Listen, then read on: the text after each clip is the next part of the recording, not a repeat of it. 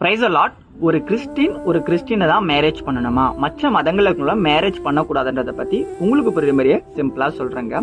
ஏசு கிறிஸ்டின்ஸை மட்டும்தான் மேரேஜ் பண்ணோம், மற்ற மதங்கள்ல இருக்கவங்கள மேரேஜ் பண்ணக்கூடாதுன்னு பைபிள்ல எந்த இடத்துலயும் சொல்லல. இன்னும் சொல்ல போனா ஏசு கிறிஸ்துவே கிறிஸ்துவ மதத்தை உருவாக்கல, மனுஷங்க தான் கிறிஸ்துவ மதத்தை உருவாக்குனாங்க. அப்ப நான் எந்த மதத்துல இருக்கிற பொண்ணோட மேரேஜ் பண்ணலாமா?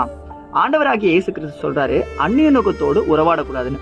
அந்நிய நோக்கம் அப்படின்னா, நீங்க ரட்சிக்கப்பட்டு ஏசப்பாவை ஏற்றுக்கொண்டு ஞானசனம் பெற்ற பிறகு நீங்க ஏசப்பாவுடைய போதனைகளை வாழ்றீங்க. இப்ப நீங்க ரட்சிக்கப்படாத ஒருத்தங்களை உங்க லைஃப் பார்ட்னர் நீங்க தேர்ந்தெடுக்கும் போது நீங்க 2 பேரும் சேர்ந்து தேவனுடைய சித்தத்தை செய்ய முடியாது. ஏன்னா தேவன் இணைத்ததை மனுஷன் பிரிக்காதிருக்க கடவன். தேவன் எதற்கு இணைக்கிறாரு? அவருடைய சித்தத்திற்காக இணைக்கிறாரு. அப்ப நீங்களும் ரட்சிக்கப்பட்டு உங்க பார்ட்னரும் ரட்சிக்கப்பட்டிருந்தா தான் நீங்க 2 பேரும் சேர்ந்து தேவனுடைய சித்தத்தை செய்ய முடியும். பிரதர், நான் லவ் பண்ணிட்டேன் பிரதர், நான் என்ன பிரதர் பண்றது, நான் எப்படியாவது அவரை ரட்சிக்கப்படுறதுக்கு முயற்சி எடுக்கிறேன் பிரதர்னா நீங்க டேஞ்சர் ஜோன்ல இருக்கீங்க. தயவு